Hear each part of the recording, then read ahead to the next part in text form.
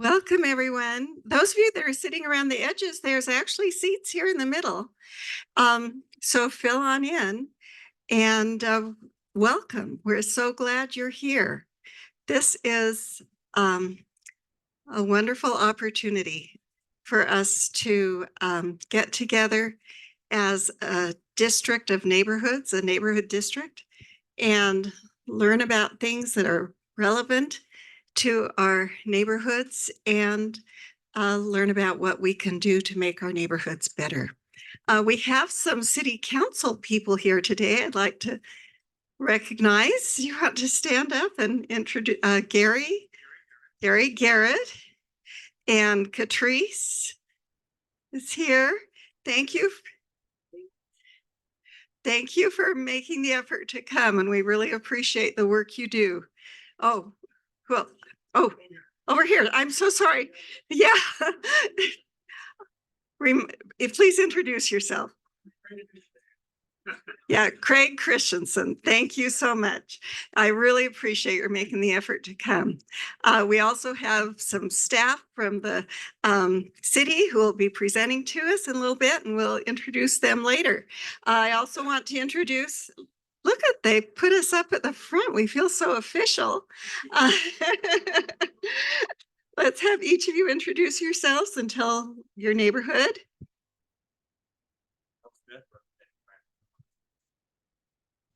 Mindy Jefferson representing Grandview South. Aaron Scalblin, Rivergrove. Leah Duncan representing Carterville. And Beth Hedengren. I'm the chair and I represent Grandview South. We will now proceed with our agenda. We're going to start with our traffic manager, who is really fabulous. I just have to say, he is so good. We go to him with a concern, and the next day he takes care of it. If it's at all possible, he's wonderful. So we're so glad. Vern Keeslar is going to talk to us about the Carterville, a couple of traffic studies. And then following him, we're going to have the code enforcement officer, Rob Allen, discuss the sober living house on Grandview Hill. Thank you, Beth. I think that was great. I have all the neighborhood chairs introduce themselves. That's always nice. Okay, so I'm going to present on a couple of traffic studies, and I'm going to try to stand over here to do it. I usually prepare these a couple months in advance because I don't know when each district meets, so I got to have them done early, and then I have to turn them in. So I received a complaint on Carterville Road, and it was a speeding complaint. And so I decided to look into it. We put our data cameras out there, and here's Carterville Road as it comes off of from Orem over University Parkway down into 1720 North. And so we looked at that and wanted to give you a kind of a little bit of, first thing I do is take a look at crash data. For rural areas, I look at 5 years. For urban areas, I look at 3 years. And you can see that the 3 years that we did, 21, 22, and 23, we had 5 total crashes reported. And you can see what years they're in. One was a DUI and one was a commercial motor vehicle. The crashes resulted in no injuries, which is a positive thing. All 5 crashes were in clear weather on dry roads. 3 of the crashes were during daylight conditions and 2 were at dark. But what's interesting about this is 4 of the 5 crashes involved hitting a parked vehicle. That's not normal, okay? So we wanted to see what was going on there a little bit. And I wanted to show you the location of these crashes. By the way, all my crash data is protected by state code. And so if you came to me and said, Vern, I want to know who that was in number 1 or who the 2 crashes were in number 2, I don't know. And I can't give it to you anyway, right? So they're just protected data. So we had 2 crashes here and 2 down below. So in the heart in the middle, and then kind of one up toward the north end. Many of you that front on that road might have been your car that got hit, right? And so I always like to protect that information. Some of the definitions that we look at, I think everybody's pretty familiar with the average speed as they go by a particular spot. But what I want to talk about is the 85th percentile speed, is the speed at or below which 85% of all the vehicles are observed going. Okay, so 85% of the traffic, which is a good portion of the traffic, that's the speed we really take a look at. There's always going to be some outliers, some people that are doing twice the speed limit, right? And you'll see that on Carterville Road here in a minute. And then volume, I think everybody knows that volume is the number of vehicles that pass a certain point. Carterville Road is a pretty busy road. It is a collector street. And I put the monitoring device right here.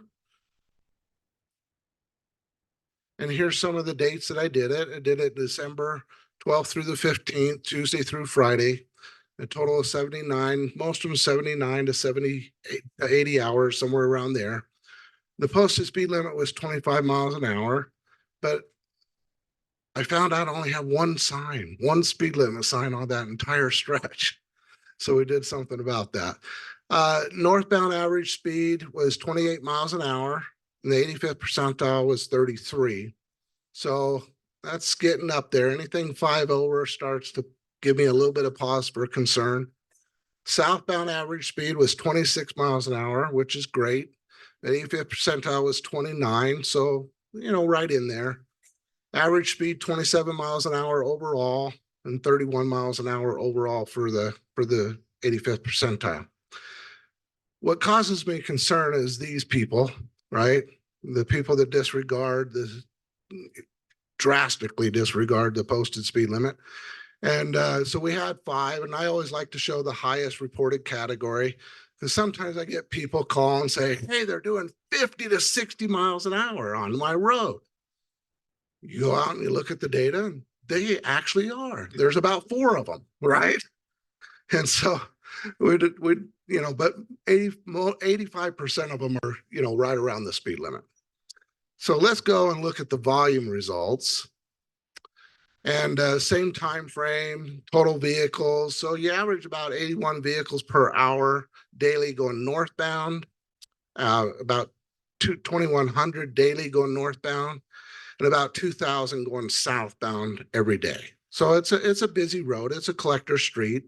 It's not anywhere near capacity, but it's you know it if you live on it. And so you're getting over 4,000 vehicles a day on that road. Some are coming from Orem. It's the Orem drivers that are speeding, by the way, right? Not the Provo. So in summary, we have 5 total crashes, 4 were hitting a parked vehicle. There's the average speed. There's the total vehicles that we went over. So what can be done? So I've already reported this 2 weeks ago to the Provo City Police Department. When I met with them, I meet with them on a monthly basis, their patrol division. I've installed 3 new 25-mile-an-hour speed limit signs for a total of 4. We wanted one as soon as they come out of Orem, notify them, 25 mile an hour. As soon as they come off of 1720 or State Street, 25 mile an hour. And then we're reminding them when they're about halfway through. So we put 2 new ones in the middle as well. And then because 4 cars were parked that got hit, and 3 of these occurred, 2 of them occurred at night, I was like, okay, do we need to do a lighting study? So I contacted our power department. They went out there and looked, and sure enough, it's pretty dark. So we've tried to add 2 new lights along the corridor. The first light was already installed or replaced. I can't remember which they told me. And the second light they tried to put in, but the neighbor didn't want it. So we're looking for a second location to put that in there. So that's where we're at. We hope that the new speed limit signs help, and we hope that some enforcement also participates and get those Orem drivers to slow down. Yes, sir.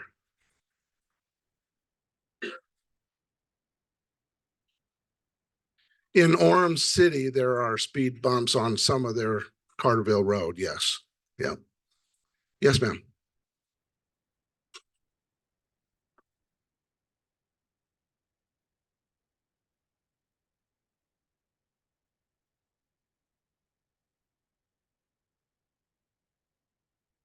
Yeah, it takes a combination of signage and of enforcement and sometimes engineering solutions to really do what you said to slow them down. And I forgot, I've watched these meetings live, and when we're talking into the microphone, it's so much better. So Beth will go around with, and I've worked with Beth quite a bit, by the way, she's awesome.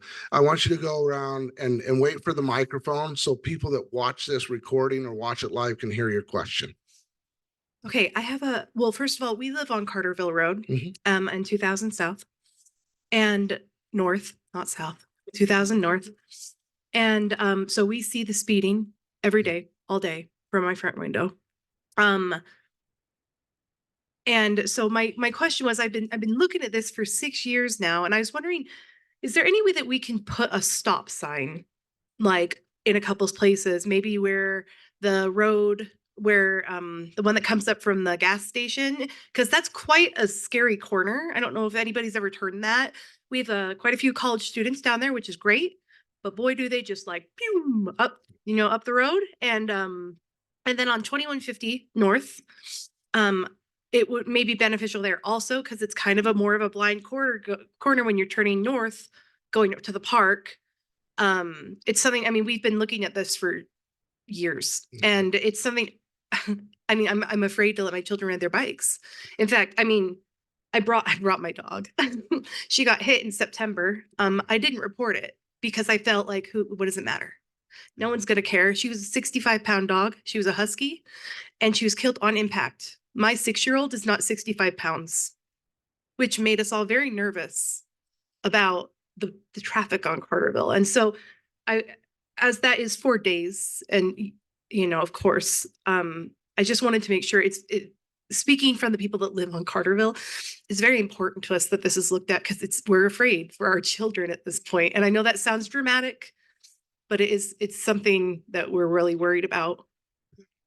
No, you bring up a good point. It is true. I mean, that is a collector street that you front upon. We have vehicles that have, you saw some of the speed that has a disregard for the neighborhood. And I'm sorry about your dog. I would encourage everybody, even if there's a pet that's hit or any other accidents, even if it's just a fender bender, report it, because that helps me justify the MUTCD where I can do more improvements. So I do appreciate that. Stop signs, I am bounded by law not to control speed by stop signs.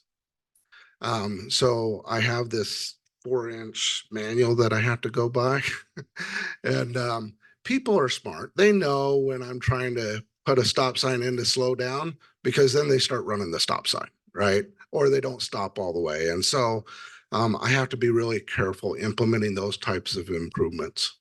Yeah. Yes, sir. Wait. A well-placed pothole might resolve that problem. A new traffic calming strategy. Okay. I do have one more study to go through. Any other comments before we move on? Aaron.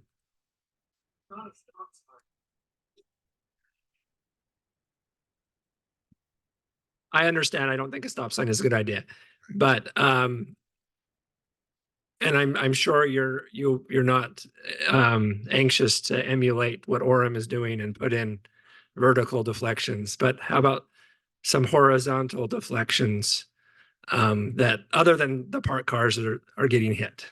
Yeah. That the horizontal deflection is a possibility where I'm not going to affect the people who front Carterville Road, their parking. Parking is sacred in Provo, I've learned, right?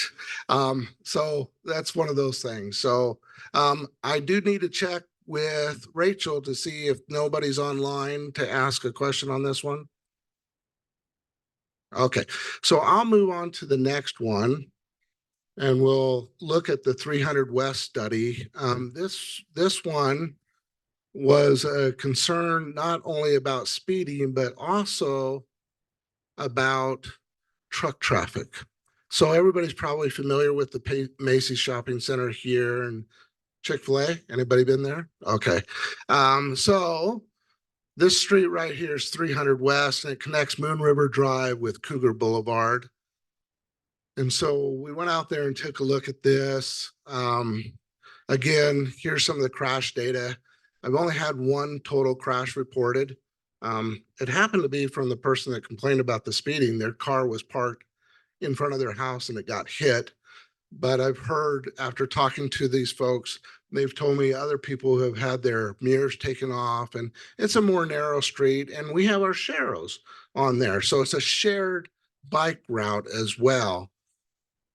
So we looked at that. We do have a couple of speed limit signs. By the way, the crash was, no injuries. It was dry surface, good weather, but it was at night. So I wanted to make sure that that street light was working in the area, and it's about right there is where the street light is. The crash happened right there at that, just north of the intersection. And so anyway, it's only one crash, but one is a parked vehicle, and we don't want any property damage. We don't want any crashes, period, right? So I went through the definitions earlier with the other speed studies, so we don't need to go through them again. I put my monitoring device out there. Now, this is a pretty low traveled street in comparison to Carterville Road, right? It's a local street, so it's not a collector street. So we went out there in January, Thursday through Sunday. We got about 80 hours worth of data. Speed limit was 25, but I got people on the 85th percentile doing 9 more than that. And then the southbound, that's the northbound. The southbound was pretty good. I'm kind of thinking that the southbound are the residents and the northbound is the truck traffic cutting through. Anyway, that's my thought. So I looked at this, and look at this one, 46 to 50 on that little street. Six of them measured that. Okay, so let's get into what we can do. I will look at the volume. Overall volume is only 854 vehicles a day. So it's less than 1,000 vehicles a day. And that's good. That works really well for our bike route and other things. You can kind of see what it is northbound and southbound and what they average per hour. But the summary was that, hey, overall speed, if you average both directions, is 30 miles an hour. And when people park on both sides, that's pretty narrow roadway. So what can be done about it? Possible solution. So I've already reached out to the Provo City Police Department and talked to them about traffic enforcement along there. And then I've worked with our good economic development folks. They've contacted, or actually they put me in contact with the owners of the Riverside Plaza. Incidentally, these are the same people that own the Walmart, where the Walmart grocery store is. So we did some major improvements on 550 this last year, and I already knew them. And so they accommodated us in a New York second. They said, yes, we will tell all our business owners and all our delivery drivers not to use 300 West as their access. And so with that, I put in a work order. We're going to install no truck signs on each end of that 300 West Street from Moon River Drive all the way down to Cougar Boulevard. And then it was reported to me that the 2 signs that were in the middle that were on light poles have been stolen over the years. So we're going to replace those 2 signs too. So that's what we're doing. Any comments or questions on that one? Yes, ma'am. Wait. I use that road occasionally. I work over at BYU and coming back over to home in Grandview, and I do not want to go through the parking lot to get to Macy's. So I will use that to go around and come in the other way, because that parking lot is not a fun place to try to get into. So maybe that might be an option. As like somehow, how can you get from, I don't know, that parking area to get from that side over to Macy's? Is just, Yeah, and then you got to ride in, ride out, and it's tough. It's Oh, yeah, tough there's- to access that parking lot. yeah, Go back behind. and go back behind and go back around Macy. Okay. Okay. Well, yeah, that is short. But there is no access for vehiclers between, there'd be 350 and the Macy's or the shopping center. There's no vehicular access. There might be some pedestrian access, but if I remember correctly, when I saw it, it was a white picket fence and it was blocked off. So, yes, Richard. Yeah, Vern, one of the questions or comments that I heard from residents who live there was that not only was there a speeding issue, but there's a lot of cars that get parked on both sides. And they're really worried about, kids and other people going around through the cars and then getting hit. So I think those signs, the extra signs will help. Yeah, there is a lot of student rentals, is my understanding, in this neighborhood, and they bring their cars, and yeah, a lot of parked cars. Okay, with that, that's all I had. I think there's other items that are being presented tonight. Thank you for your attendance. Thanks for coming out. Be my eyes out there on the road. If you see something that isn't quite right, I don't have time to drive around the city and enjoy a drive every day. But I do like to respond, and you tell me there's a problem, I'll certainly look into it.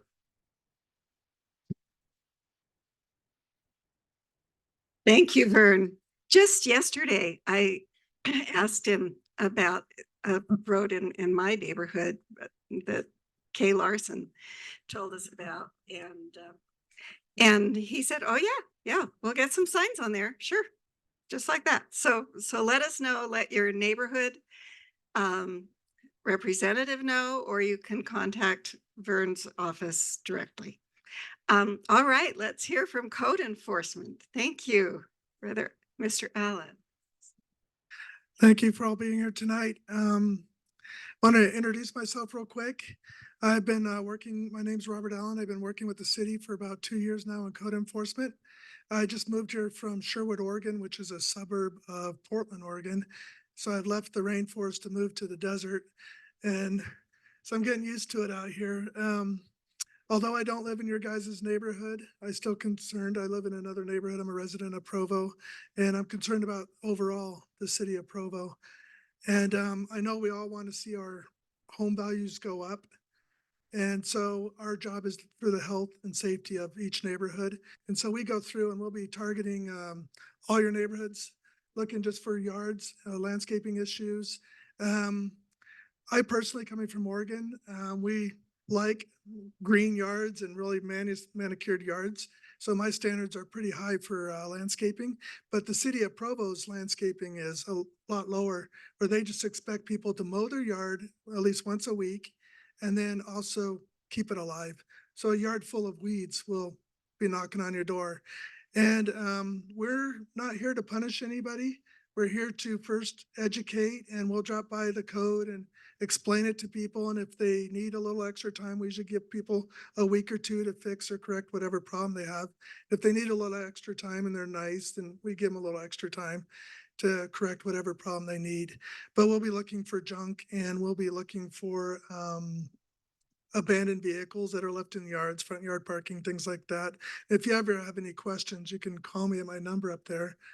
And today, I believe there's a big concern. I'm not going to point out where this house is, but there's a sober living house located in the South Grandview neighborhood. And there's nothing the city can do to prevent. I mean, you could build your perfect house, you can find the perfect place to live, but you can't choose your neighbors, as they say, the old adage. My house is down by the airport, and if a rock band moves in next door, I got to deal with it. Right now, I like my neighbors, which is nice, but who knows 5 years from now who's going to move in next door to me. I have some documentation here, and I'll leave it up by the front for anybody that wants to take a picture. I didn't make copies for everybody in the room, but right on front, it's from a website called behavehealth.com. There's a blog. There's that. And you can take a picture of that website on your phone. Halfway down the page, halfway down the page, it'll explain everything you need to know about these, the sober living homes. Also here, there's a 6-page licensing, and this is regulated by the state of Utah, the Department of Human Services. And if there is a complaint in regards to how they're operating this location, the complaint should go towards that. If you're seeing drunks, that their purpose is to get healthy and clean. There shouldn't be any drunks out or people using drugs. And if there are, I'd report it to the Department of Health and Human Services in Salt Lake City, because they're supposed to be regulating this, and that activity is not supposed to be happening. And also, I heard there could be a concern with children in the neighborhood. If any of these adults approach a child, I don't know if any of them have really bad criminal histories, but they're supposed to have done criminal history checks. If they approach a child, I just report it to the police if there's suspicious activity. And from a zoning perspective, I'll be treating them exactly like I would each one of you. They're going to have to maintain their yard. If there's an issue with their yards, call me. If there's an over occupancy problem, call me. There should only be, the owner told me, and I can't prove one way or the other that he lives there, but he's only supposed to have 2 other individuals living with him to make 3. So 1 family and 3. So if you have any evidence or something contrary, I can go out and start investigating that. Yeah, and we'll be looking at his yard and any junk they keep out front and stuff like that we can enforce on. Occupancy is one thing. Yes, if we'll go out and look at that if you believe there's a complaint with the over occupancy. But just realize that's one of the toughest things we have to prove, because I can't go to, we take all of our cases criminally, and I can't go before a judge and raise my hand and say, I saw with my own eyes, I know there's 6 people living in this house. So it takes a little bit of work to prove. Yeah, that's one option that we could do.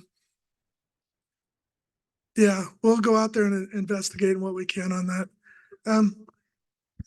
Questions, hold on. By an individual, Is it owned by an individual or the city? an individual, as far as I could tell. An individual. Yeah, and First here. Hey. yeah, Robert, I'm glad you brought that up. I'm John Cornell. I'm not sure if you're done with your comments yet or not. yeah, Okay. I've done quite a bit of research. I'm a longtime Grandview resident. okay. I recognize about half of you. Glad to see some neighbors and former neighbors. I've been a Grandview resident for the last 23 years. When I graduated from law school, I moved back to Utah. Not here in the capacity as an attorney, but here as a resident. Sure. Someone that decided from everywhere in Utah Valley, Grandview was the place to raise my children. We now have and understand that this sober living, and it's questionable whether or not they're licensed. 2, it's questionable whether or not they're following the strictures under the Department of Health and Human Services. As of 5 p.m. today, they were not registered as sober living. There is no Provo sober living. I know they were charged in June with zoning violations and that sort of thing, and it was dismissed by the city. And generally speaking, yes, they have protection under the ADA and the FHA as a disability, someone that's recovering. But it's not a carte blanche. They actually have strictures that they need to follow. For example, we have neighbors here that are willing to give we're not at a hearing, so there's no testimony here. Sure. But informally, I think I can proffer that they've got ring cameras. There are 6 to 8 ex-convicts living in the home. I've had myself conversation with 2 of them, 3 of them now. One of them admitted, very gregarious guy, but admitting that yes, 6 of us are living in this home right now. My children, I've asked them to walk, instead of down 1750, a different direction. Is that an imposition? I guess not really. And you're right. We do accept our neighbors. But just like you say, with zoning enforcement, we all have to. None of us can get out of or have the luxury of getting out of these requirements. The city can enforce, as you've pointed out, under the U.S. code. And I've got case law here with me today, if I can share it with you after, that indicates that the city can enforce the occupation statutes, while federal statute trumps local, city, and that sort of thing statute. It doesn't trump there. And there's a case I'd like to present to you on that. Obviously, this isn't the time or place to do it. Thanks. But it is a concern. We've had, and I don't know if the owner's here or not. It'd be really nice to address him personally. Is he here? That's an unfortunate thing. It's unfortunate because this particular neighborhood is a very family oriented neighborhood. You know, I get emotional when I explain to my family members, distant relatives, I live in, this is Mayberry, and we'd like to keep it that way. The problem with this home and its use is that an incredible family moved out, and now we have what could be compared to a flop house. We want to be gracious with all of our neighbors. Of course we do. That's what we love about Grandview North too, and everyone else that's here. But we just can't tolerate the use of that property. The owner has knocked over a mailbox and did nothing to remedy the problem until he was shown evidence that, indeed it was him that did it. That's not a good neighbor. And I don't mean to disparage him. We all make mistakes. I understand that. Well, I mean, that's on his property, but we've got other complaints. I'm going to cede to others. There are plenty of complaints that what's going on here really is a flop house. And you brought up a really good point. I had a home in Carterville that was overoccupied by students, and I made the homeowner provide me a list of who's actually on the rental agreement, and there was 3 names, and they're all males. And about a month later, I had a difficult time proving who was staying in there.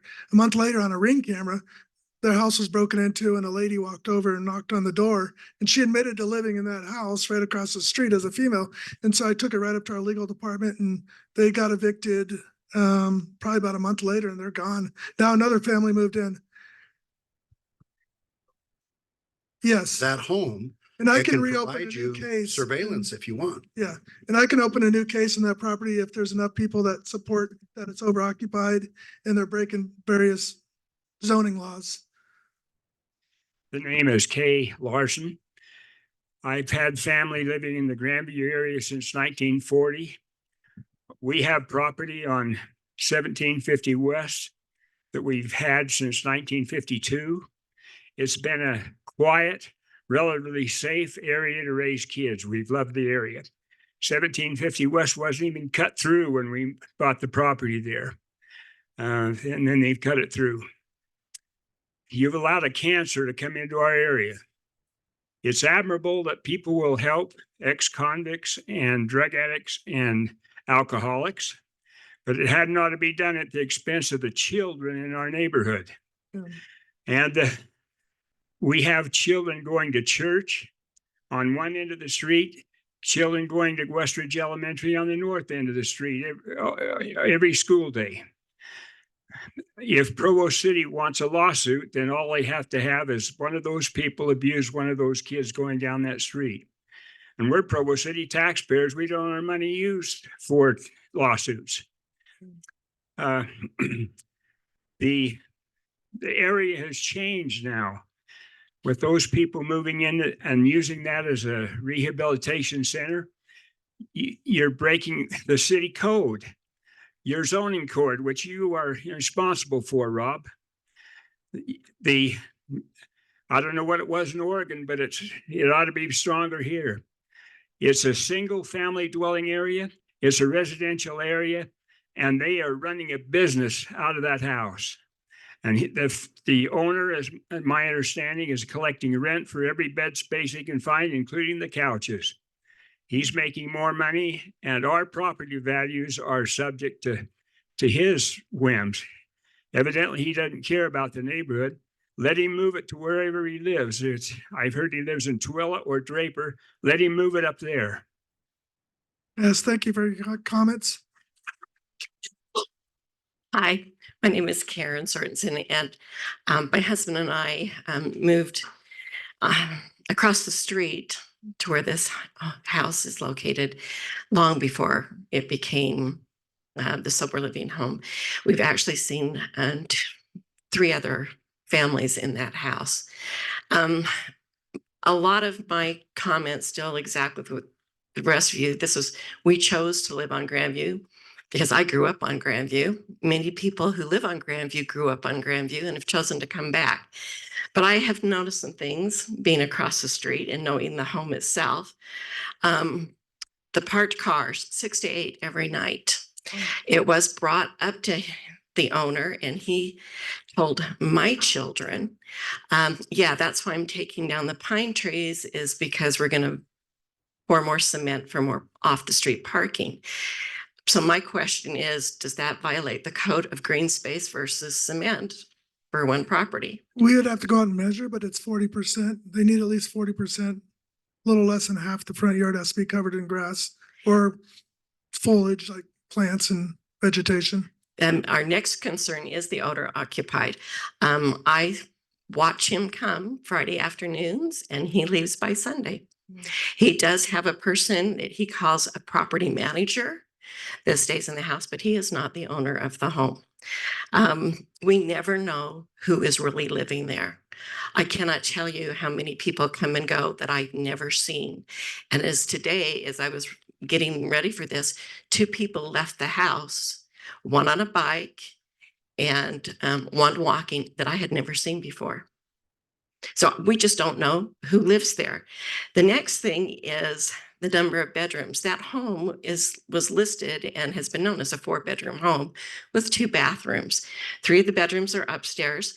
The 4th bedroom was actually built by the last owner. And in order for that bedroom to be built, they had to put an egress window in. I understand he has a living space of several people living in the family room in the basement, and those windows are not up to code. You could not get a person through those windows. They are very small. In fact, the former family used that as a theater room because it was so dark. So if he has people living in there that don't have access to an entryway in case of an emergency, I think that's a violation of the code. The other thing is there in the charter somewhere what the proximity should be to schools and churches? Because like we said, that's a thoroughfare for kids every day at 8:25 and 3:30. That street is full of kids. Yeah, that's something I'll have to research through the Utah Department of Health and Human Services and see if that's part of their regulations. I'm not aware of that, but it sounds like a logical thing. You shouldn't have one right by it.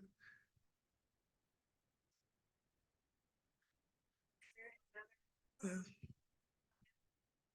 We just might take one more and then we have to move on with our meeting. These are really good comments. You keep track so that you can follow through. On a related note, there's a house in my neighborhood that for the past year and a half has had 5 work vehicles out front. They're all trucks. So it doesn't look like it's one family. But I don't know, is that something that I should turn in? Yeah, Okay. if it's bothering the neighborhood, whatever, you can call me and we'll open up an investigation and look at it. Okay. And on that same note, tomorrow I'll open up a case on this house, on the sober home. I'll go to our legal department and I may need your guys' assistance and see if the legal department wants you guys to swear to an affidavit that what you've seen and what you've heard or what you've talked to is true. Because I can't be out there, I cover all these neighborhoods. So I can't be out there constantly watching one house when I got to babysit lots of homes that have issues. Yeah. Okay. And if I can get some evidence, and I'll be happy to come out to your house and gather it, or you can come down to City Hall and, pictures, anything you guys have, and I'll talk to my boss and our legal department and see what they want to require. But for sure, it sounds like we have a good occupancy case if that's what you guys are seeing, that there's way too many people in that house and we got to shut it down. Now, if he kicks everybody out, but 2, there's not much I can do about it. Robert, we want to thank you. It's a dubious distinction you have tonight, but otherwise you're doing a great job. We're not Thanks. saying that this is a, mess up on your part. Yeah. We appreciate your help. As members of the community, thank you. Thank you.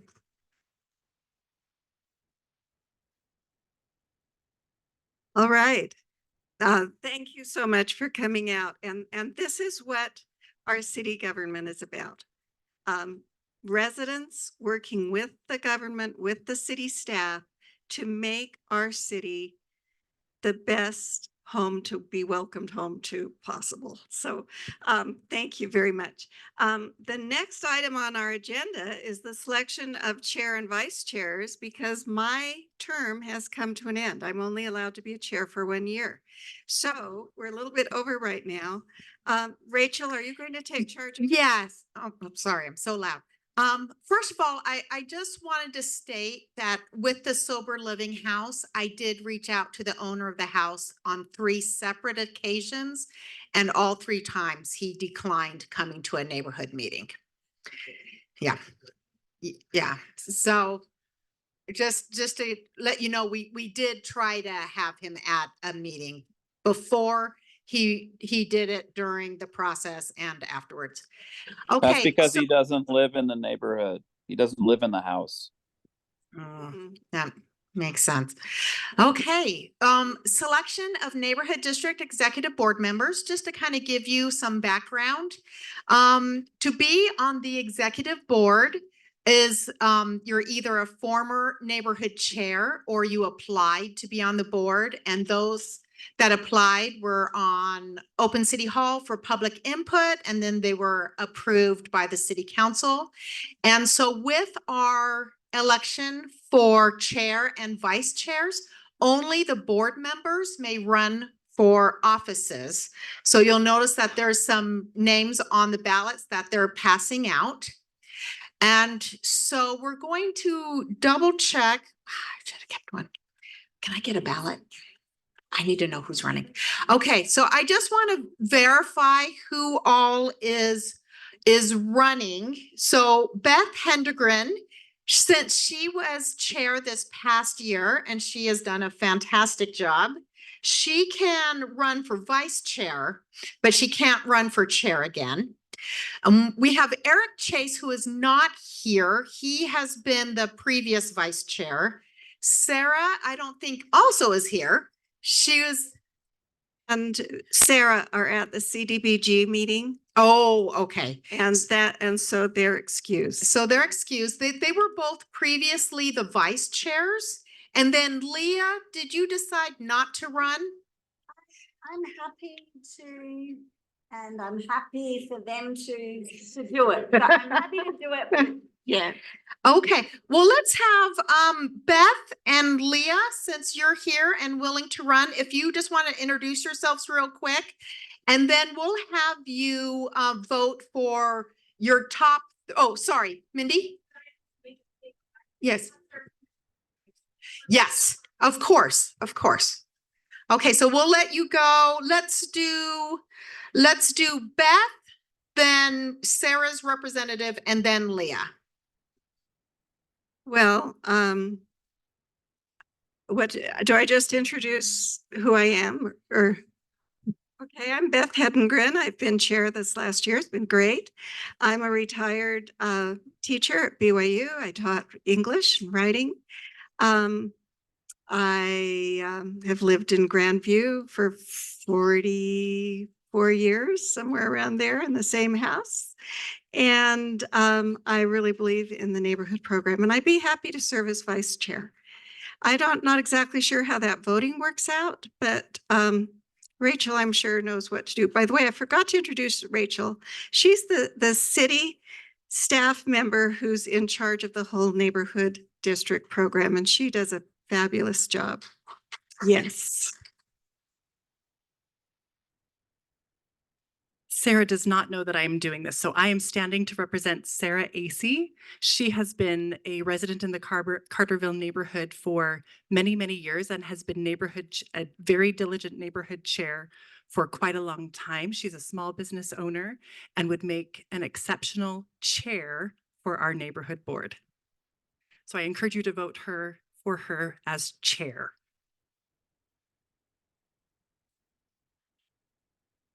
Eric is a very dedicated member of the planning commission. So his responsibilities, he has a lot that he is juggling right now. But he would be an excellent vice chair.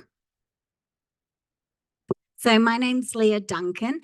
Beth has been absolutely brilliant as chair, very diligent, very on the board. ball, and I've heard that we've actually got the best district out of all the districts. We got the meetings happening and are very on top of things.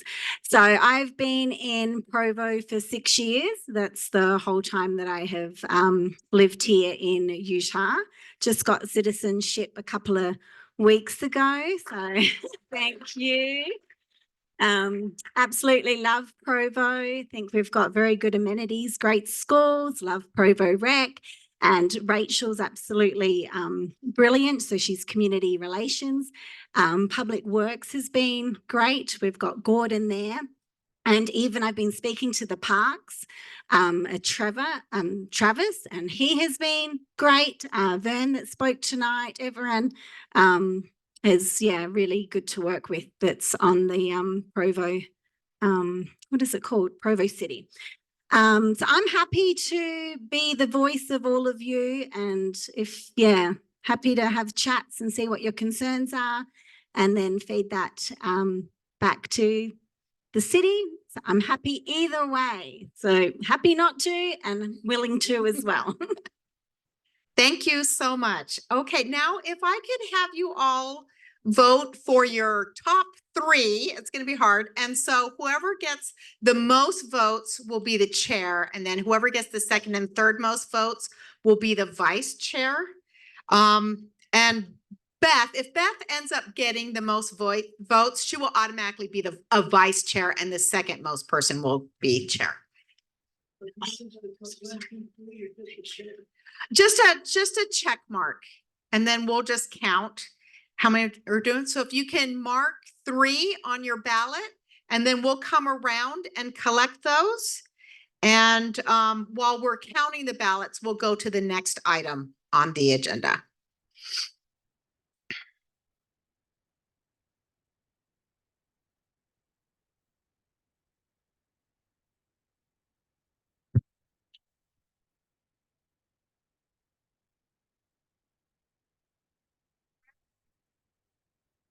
So,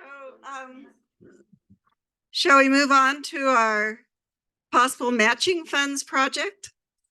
Rachel? Yeah, okay. And I get to still do this. I'm so glad. I don't know if you're aware, but the Provo City has this great program where each district can get funds to improve their community. And the way we qualify for those funds is we put in service hours.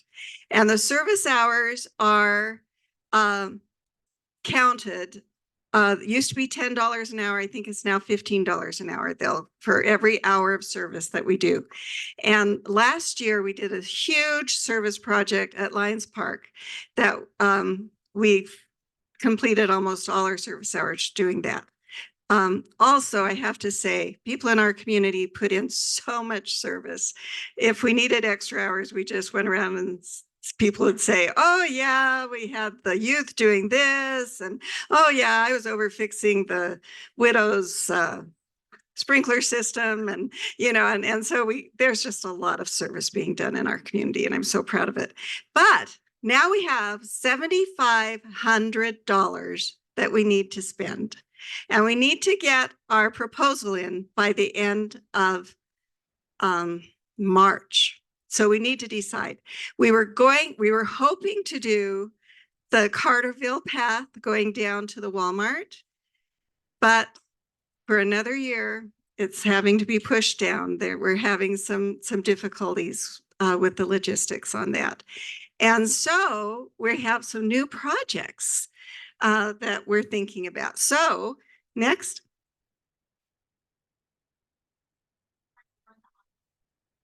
There we go. You have a lot on your plate, as always. Okay, one is a volleyball net for Carterville Park.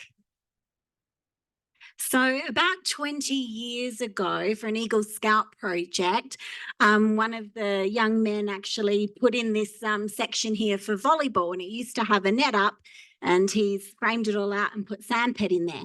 But at the moment, there's just one pole that is there. And yeah, it's not really getting used for volleyball, and the residents would appreciate it being able to be used. So We have a couple of options. We can just put in a matching pole, and I'll just probably ask my husband to drill some holes and put like a little loop threads on it to match the other one. And that's only about $74 to do that. The city will install it, can just buy it. And one of the resident that actually did this actually has the net. So we can just then put up the net. When it gets damaged, the city's happy to actually replace it, and they'll be in charge of taking it down during winter and putting it back up. The only issue I really have at the moment is the sand. Like, it'd be nice to put some more sand in. And even though the sand's not expensive, the delivery of the sand is like $300 just for one truckload, like 24 tons, and we'd need a few truckloads. So I've been waiting to see if the city's happy just to go pick up the sand or not, or maybe we'll have to do that. So it will definitely be under $1,000. If we got the nets the poles that you see in this picture, they're $700. And then we'd be replacing the other pole, and the city's happy to put them in for us if we just get the poles. I've been advised, though, we don't really need the crank. It's just something that someone will vandalize and will break. So that's why I'm thinking that maybe we'll just buy a matching pole and use and drill some holes and put some threaded, I don't know what they're called, loops in it, and then just put up the existing net, which might only be $400. Yes. Oh, the microphone.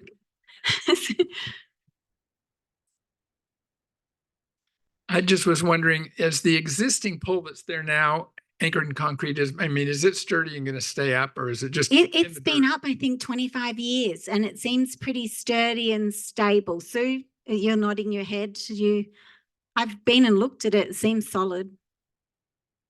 Yeah. So that's item number one. Now remember, we have $7,500, so we can do this and more. So next slide. And this one, Aaron, could you talk about this one? Sure. This is Eric Chase's idea. He lives in the North Park neighborhood. This is really an attempt to make lemonade out of limes. Go to the next slide. You can see we have a really big parking lot. Yeah, this parking lot was expanded needlessly without any consultation with the neighborhood. After a pipeline project was completed, the city expanded the neighborhood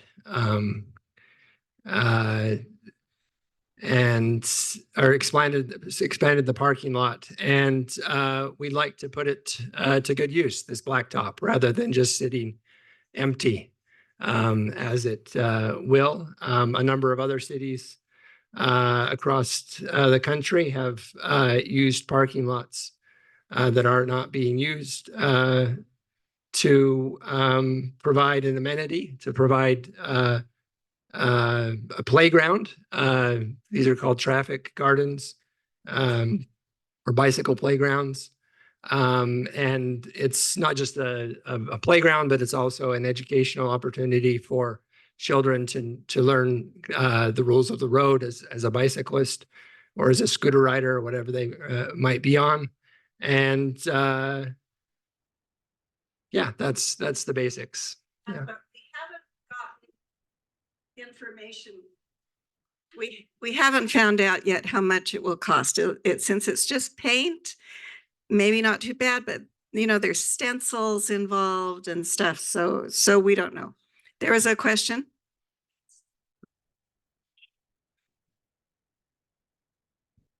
It wouldn't be fenced per se, but there would be barriers put in place so that cars could not careen into this space. It would be placed if you go back to the previous slide, Rachel, we would place it either at that south end, and there's also the potential to put it at the north end, but I think the south end would make more sense. One of the problems with this parking lot is that the parking lot didn't on the east side. There used to be grass there all along the east side. And in this area right here, the parking lot was extended right up to the property line of the neighbors. So they now have people parking there, running their car with their lights on, sometimes smoking, playing music. And so this would also have the benefit of creating a buffer for those neighbors who have been had to endure the extension of this parking lot. Yeah. Thank you.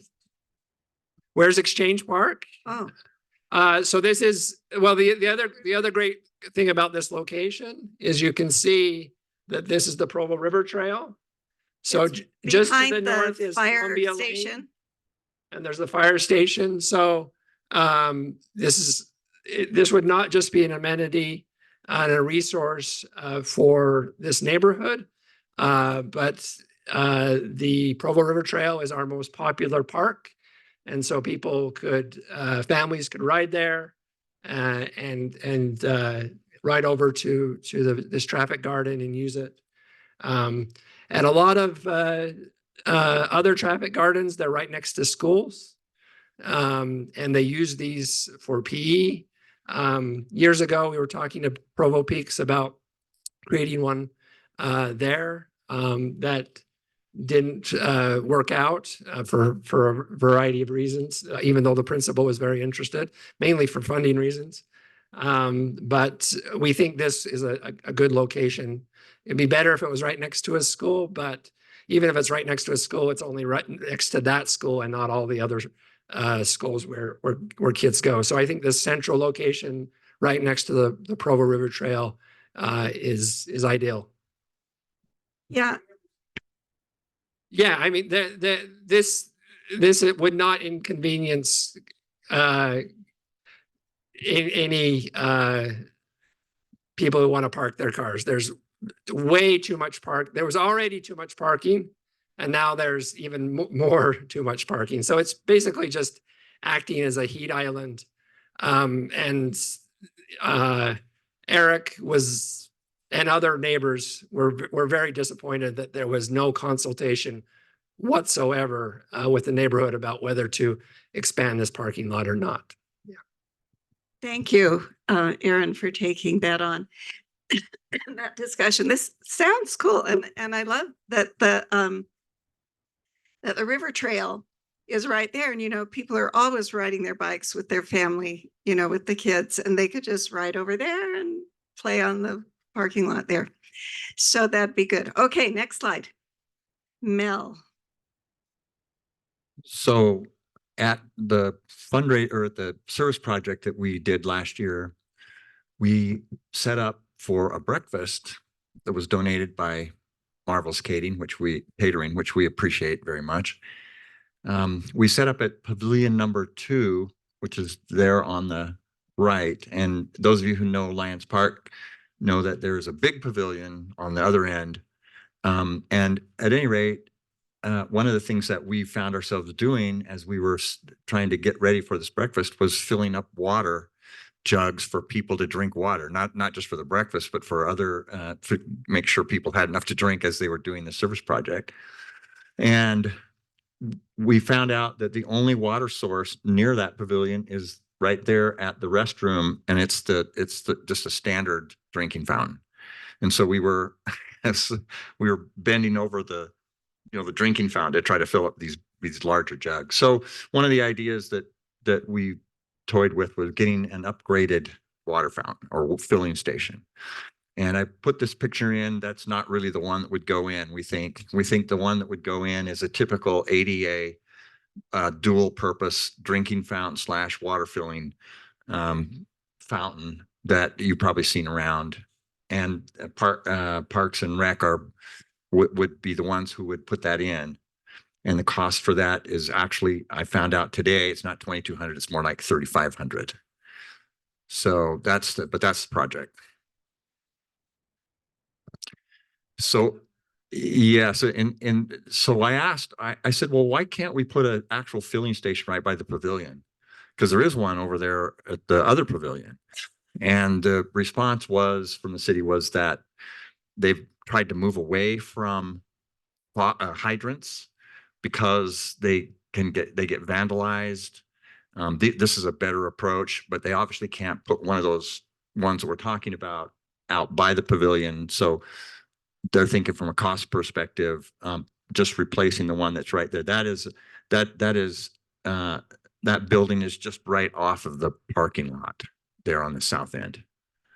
Yeah, question.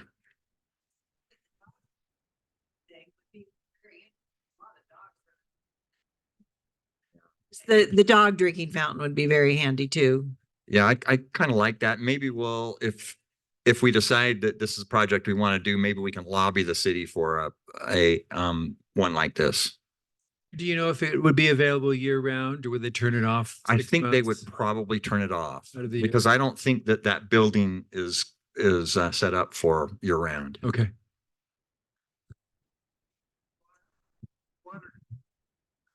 Is the cost for getting the water to where the fountain will be? That sounds like.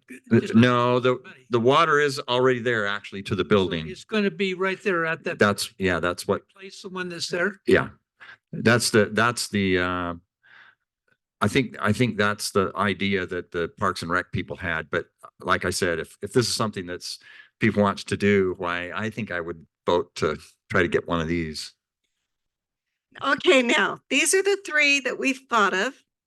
And I think if we were to add up the costs of all of these, well, we don't know how much for the traffic circle, but even if that's 3,500 and you're 1,000, but let's pretend. So that'd be 45. That leaves 3,000 for the parking for the traffic garden. Do you have any idea on cost on that when you talk to the school at all? I don't know. Could we do all three, do you think? Rachel? Yeah, let's vote on priority. Yeah, I say apply for all three Mm-hmm. and kind of see, and then that way, if there's any problems or anything, you have one ready to go for next year. Yeah. Any problems? There's no problems with applying for all three. So is the city doing the work on these? And so that's just the cost of paying for the city to do the work? On the drinking fountain, yeah. But we'd buy the fountain and they would do the labor. But but do they charge us for the labor? Is that in that cost? No, I'm pretty well. He didn't. He did not break that down. He said the cost was about 3,500. He thought that was about what it would be. So I looked online for some of these, and they are actually pretty expensive. I was surprised at how pricey they were. The traffic garden could be a something that we do, that we help out with to keep.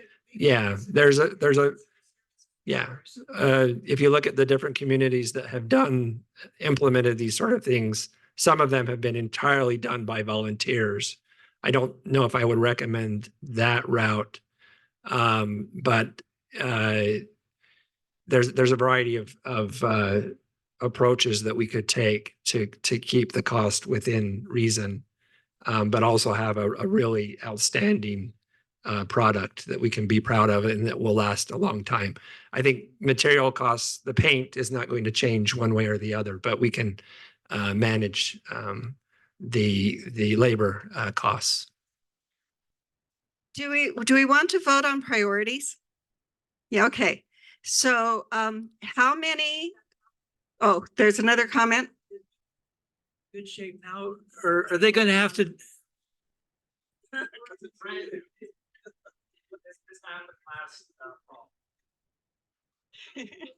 All righty. So let's see, how should we do this? How many see, let's go back to our first slide.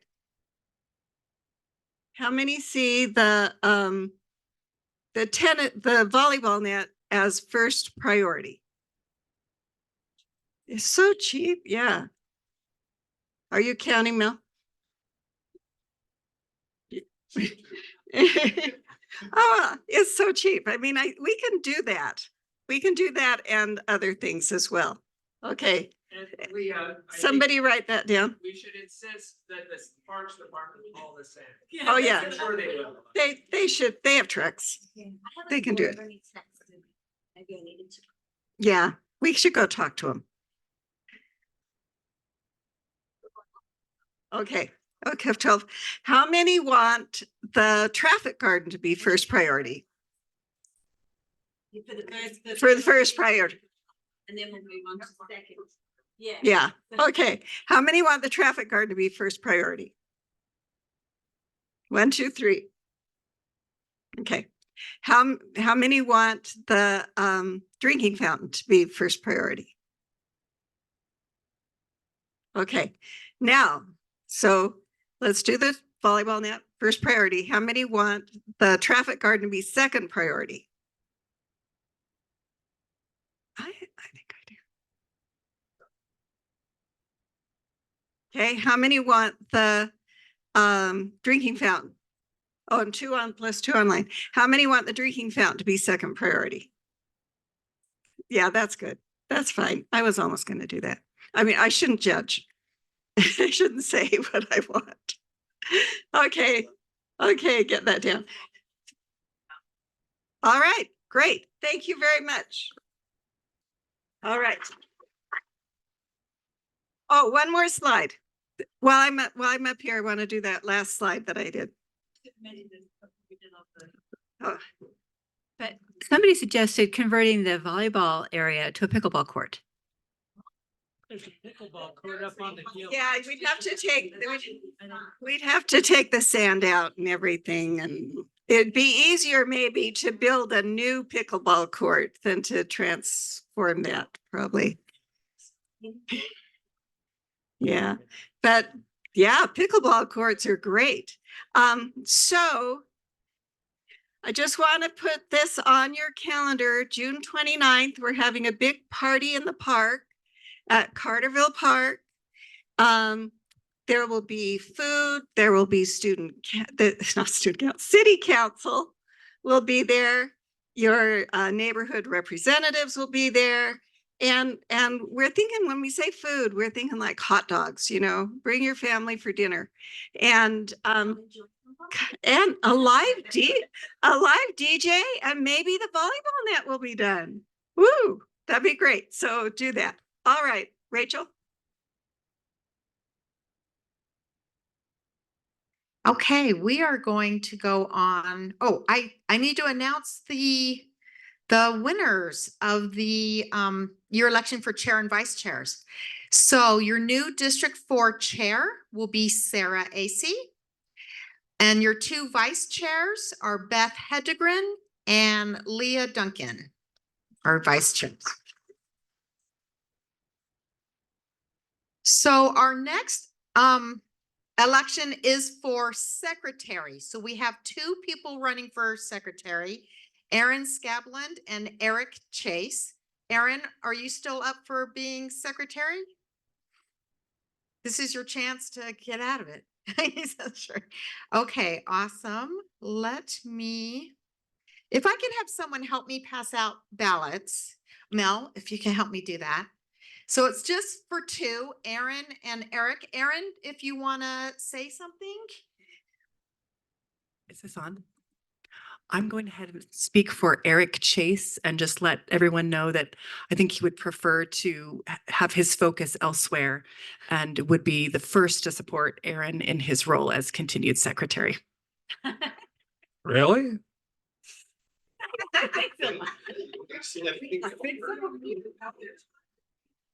Yeah.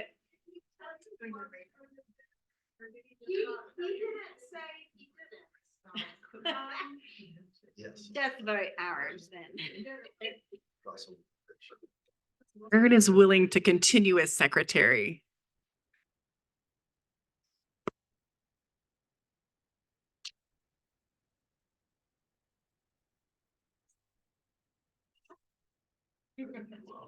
Have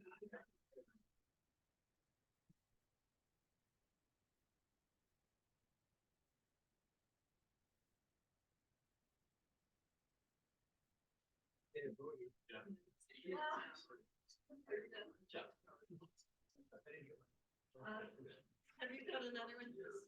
No, we need someone.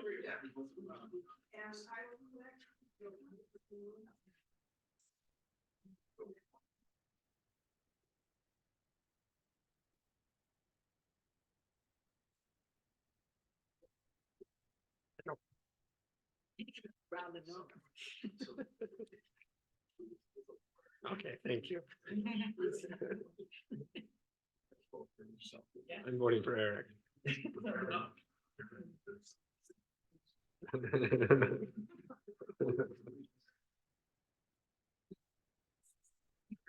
and doing the job. Rachel has to edit out my snide comments that I'm making in the minutes.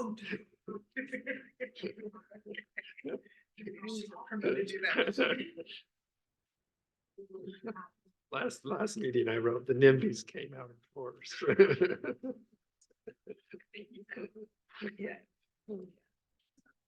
She got rid of that.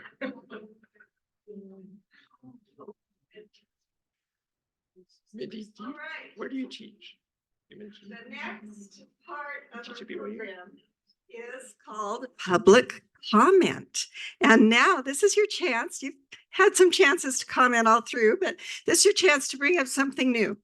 A concern that you have in your neighborhood, or maybe something you want us to think about for a project in the future, or, whatever. This is open mic. No, you need to Could you possibly update us on where that Carterville path is at right now and why we are tabling it till next year? Is there possible to get just I just want an update. Oh, okay. Yeah, well, can you take that, Leah? I think there's two issues. One was the expense. So they thought it was only going to be about 80,000. And now we've heard it's probably more like 350,000 because of the slope and needing retaining. But the bigger issue is that the land belongs to the Parkway Village. And so we can't just let the city do the path on their land. So we're trying to get them to donate the land. So if they could donate the land, and that section covers like all the way down, like the car park and everything. So it needs to kind of be also separated. So like, I think the city, and we can check with Rachel, but they were trying to look into if there is a way to take title on a section of the land, and then we could look at trying to get it priced up. Yeah, better. We're not, no, no, Aaron Scablin's been on this for years. We're not going to let it die, but there's holdups. Oh, it's a path going from Carterville Road down to where the Walmart neighborhood is. There's a dirt path at the moment and it gets used quite a bit, but it's unsafe. And so it's actually putting in a concrete path. So the residents it's just a walking path. So the residents down the bottom can get up the hill, and then the ones at the top of Carterville can get down. Does that make sense? Okay.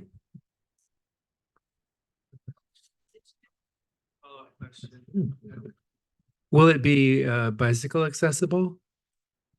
It would be. I mean, it will still be reasonably steep. Aaron's great at bicycles. No. I'm guessing that when the city puts in paths like that, they have to be compliant, to ADA laws. And so for strollers, bicycles, I don't know if we want people riding up and down it, but getting off and pushing their bikes might be best, unless you're a really good technical mountain biker. You could probably do it. Well, you wanted suggestions for other possible projects. So I know this is brought up in the past and I don't want to open up a can of worms, but what about a path going from Grandview North down to 820 North or Grandview South to 820 North, like So on that so hill? like down to Yeah, the down the hill. Freedom School. Mhm. Yeah, let's make a note of it. Well, there's one that was put in privately there. But when we were, Mindy, do you want to address that? Because when we did the South Hill, you were. So is your question on Grandview South Hill itself? There's a dirt path now, a private citizen put in just to improve the previous situation. So it's Yes. a step in the right direction, but Yes. I'm talking about like an actual paved path. Yeah, this is something that I have worked on for several years, and I do not think the city will ever. They're certainly not going to put in stairs, and we did have them look at creating a path that would require a retaining wall, and the quote that they gave us was $120,000. This was about 5 or 6 years ago that we're doing the research on this. And so at this moment, we're just happy that they have not demolished the improved homemade trail. There's a house right in that same area that has all kinds of junk piled out. I've called many times. I'm wondering. Okay, great. All right, any other comments? Oh, I would like to thank city for sending a street sweeper in front of my house on 1460, getting all the pine needles and pine cones out of the gutter. they come to my house. Yes. So just for that, that pathway that everybody's talking about, has there been talk about sponsoring stuff to get done that hill? Because I've actually thought about it multiple times. On the Grandview South Yeah, Hill. building multiple tier systems, retaining walls on that. So by sponsoring, like, do you want to pay for it? No. Well, so I thought about this. Actually, I thought about just doing it myself at some point. So, but would they be opposed to it? That's my question. And I'll ask them because I'm on Park and Rec board anyway. So, and I've kind of brought it up multiple times. So that's a good question. All right. Thank you for bringing that up. We'll look into it. Yes. Rachel pulled up the location of the Carterville path. Oh, yeah. And I think this will be of interest to folks who live in the Grandview neighborhood as well, because there are people from Grandview who make their way over here. So this is the neighborhood Walmart right here. So a grocery store that is within maybe not spitting distance, but a stone's throw away from a residential neighborhood. And if you want to go there now, you have to drive, I think it's about 1.5 miles around, even if you go by bike, which is my preferred mode of transportation. You have to go up to the College Connector Trail, and that is over 1 mile long. But if you wanted to walk from the center of this neighborhood, it's 0.3 miles long. If you were to use a trail that already exists, but is rough and difficult to traverse for some people. So this is a no-brainer to better connect this neighborhood to the commercial district right here, to the UVX line. So I love this idea of giving people different ways of getting around, particularly on the Grandview Hill. I've been advocating for that, even though I don't live up on the Grandview Hill for years, that we should do that on the Grandview Hill. But if you're willing to donate and try to help that happen on Grandview, I would actually prioritize this. This is a much more valuable project, giving people real viable options to get around, particularly to the grocery store. But you also, the other thing that's going on is you have people that live in this neighborhood. This is the part of the Carterville neighborhood And there's a ward that is here, and their church is right here. And this is a lower income area. And you have people who don't have cars who are older. And they either have to walk all the way around. Remember how long it is? It's about a mile and a half. Or they can go this way, but these are older people who are not, able to traverse that trail to get to church and back. So it would be beneficial for both those in lower Carterville neighborhood and in upper Carterville neighborhood. And I hope, I'm going to make a personal appeal to Gary, if this, I know this hinges on this property owner transferring the property, but I hope if that happens, the city council will make it a priority to fund this project and see it as a transportation project. Yeah. Would Walmart contribute? I mean, it would seem like they would get a lot more business too. Walmart is the tenant. They're not the property owner. Oh, So still, it's a business yes, project. yeah. I think if the property owner transfers the land to the city, yes, then we should ask Walmart. And Walmart is a huge corporation, and they have these community. Actually, Leah, we looked into this, right? We looked into a grant that Walmart issues, but they can't do anything about it unless the property owner is willing to allow a trail to be built, or even better, transfer that little strip of land to the city. And Public Works is working with those owners, and they've made, strong case that, it'd be a tax incentive and liability issues, right? But he says we don't like to make that too big of a deal because we don't want them to close down the path that's already there. So they've tried to make a strong case for it, but they're waiting on it. So if I'm not mistaken, correct me if I'm wrong, but I think the city council has put this on their priority list as well. It was on last year. It was under discussion, and they were considering it as a priority, but now that the cost has gone way up and it's contingent on the land being transferred to the city, it's not one of their top priorities. But it did get an honorable mention, right? So it's, if we can get the land, I think we can think about moving forward. I'll tug on your heartstrings for a minute. My husband for the last 5 years has been the bishop of the lower Carterville area. And so we have a bird's eye view of how many people own cars.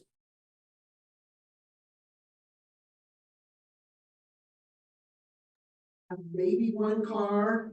My husband's bishopric counselor has one vehicle. So he generally walks up that path when he has church meetings early on a Sunday morning, the path that's the rough path. And in the snow, that's not a whole lot of fun. So it's not just going to benefit those of us that live on Upper Carterville. It's going to also really be, and the city, they stress that, oh, walk to work day and bike to work day and all that kind of thing. Well, to me, I can't even count the number of trips that people would have made from Upper Carterville all the way around down through to get to Walmart. Over the years that I've lived in that home, which is since 1990, and in the neighborhood since 1988. How many trips going around when it would have been so easy to say to one of my kids, hey, will you go down and grab me something that used to be Albertsons? But the complaint was, I don't want to go down there. There's a bomb. It's unsafe. That's what I would hear from my kids, which there was for a while. A bomb living down in that area because it's wooded and it was a scary area for a long time. It's a little better now because there are homes on the east side of Carterville the last 15 years or so. There was one that was there for a long time, and now there's 5 or 6 newer homes that are along there on the east side, but still just would be tremendous thing if we could get something that would be better than what's there now. Okay, Mary, you heard her. That's the word. Thank you. We have a comment, a question online. Would eminent domain apply as a possibility? Counselors? Do we even do that? Well, let's put that on the record. Actually, Yeah. I know the answer to that question. Unfortunately, about over a decade ago, the state legislature removed eminent domain as a option for cities to use when they want to build trails. We can still use it when we want to build roads, but not trails, even if they're valuable. Rather sad, but not surprising. All right, are we through with our comments? I think so. Thank you so much. It's so nice to come together as a community and share what is important to us. All right, Rachel, do you want to announce our secretary? Well, our new secretary is our old secretary, Erin Scatman.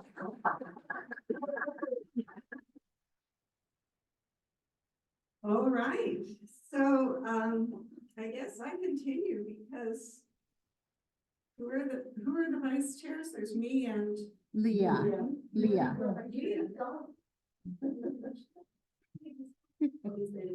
Thank you all for coming tonight and for all your comments. It has been awesome. I love the participation. The next meeting. May 29th. May 29th.